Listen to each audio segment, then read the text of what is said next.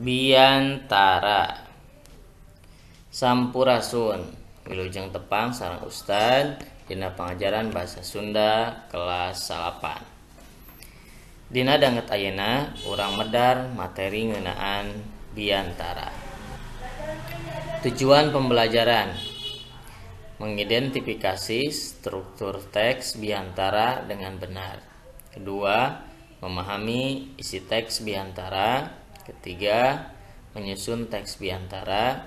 Keempat, mendemonstrasikan biantara dengan memperhatikan ekspresi dan intonasi.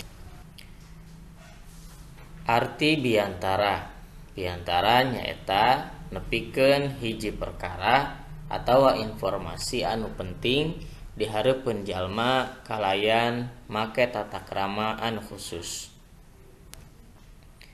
Bagian-bagian biantara: kahiji, bubuka.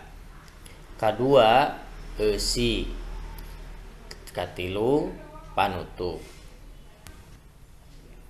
Hal anu kudu diperhatikeun samemeh nulis biantara.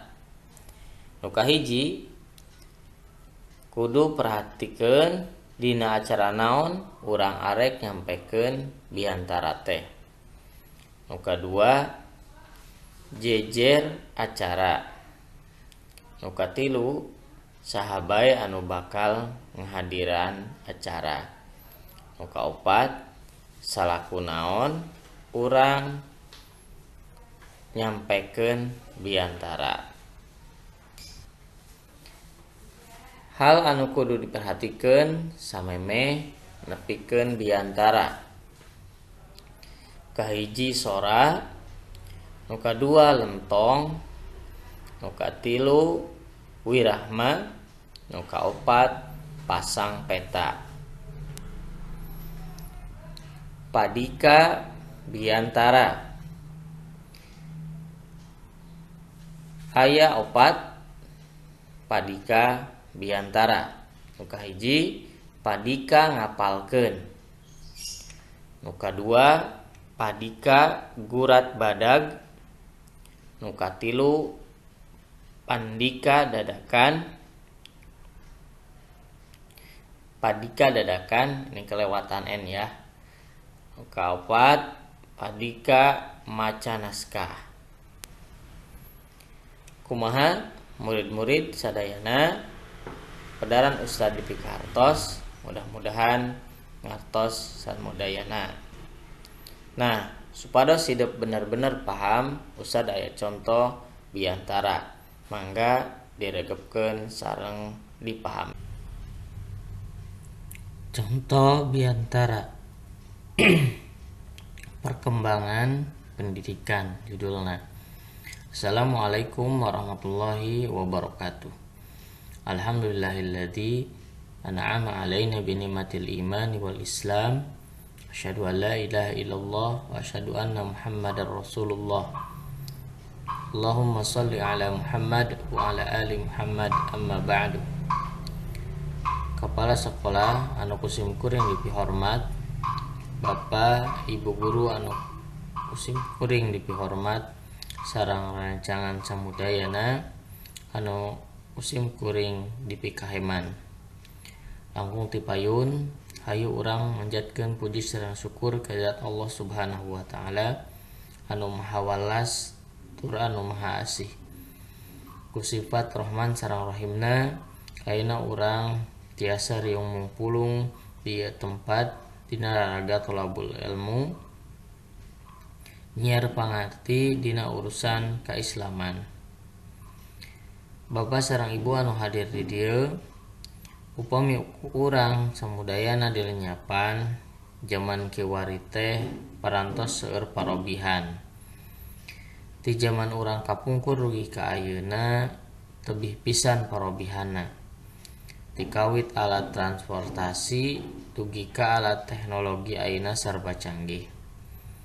Kapungkur urang di mana hoyong patepang teh kedah sumping ke tempat anu dimaksad. Tapi ku zaman kiwari mah tos aya HP anu aya kamera payuna Nu mana upami urang hoyong ngobrol papayun-payun teh kantun nganggo teknologi anu disebut video call. Tah, eta salah sawiosna teknologi ayeuna anu canggih teh. Sareng masih seueur keneh contoh anu sanesna.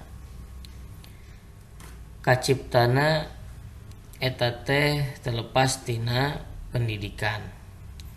Kumargi kitu pendidikan di zaman ayeuna teh diraos penting pisan kanggo putra-putri urang salaku generasi penerus di zaman anu bade dongkap. Cobi emutan ku urang samudayana.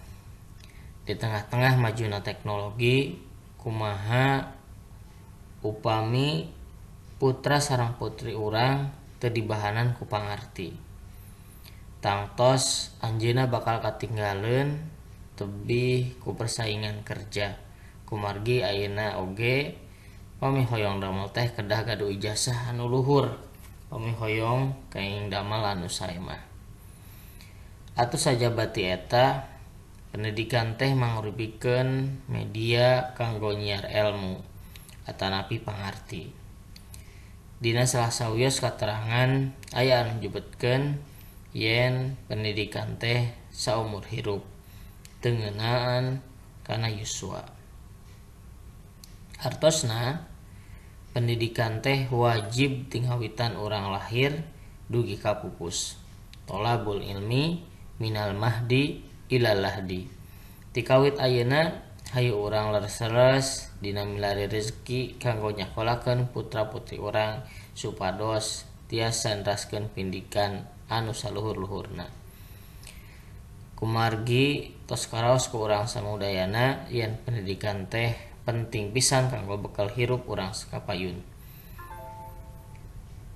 Mugia harapan urang sadaya tiasa dikabul ku Nu Maha Beunghar nyaeta Allah Subhanahu wa taala.